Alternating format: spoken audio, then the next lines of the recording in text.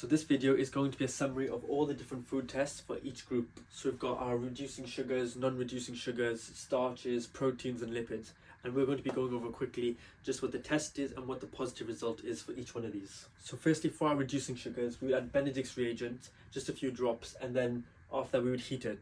So now the positive result for this would be if we see a colour change from blue to brick red. So for the non-reducing sugar, firstly you would test for the reducing sugar by adding a few drops of Benedict's reagent, heating it up, and when this comes back as a negative result, then you would test for the non-reducing sugar. Now to test for the non-reducing sugar, firstly you would hydrolyze this solution with HCl, HCl being hydrochloric acid, and then after this you would neutralize this with sodium hydrogen carbonate.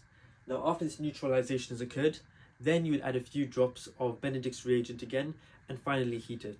Now once again, the positive result for this would be if it turns from blue to brick red. So the next group we'll be testing for will be our starches.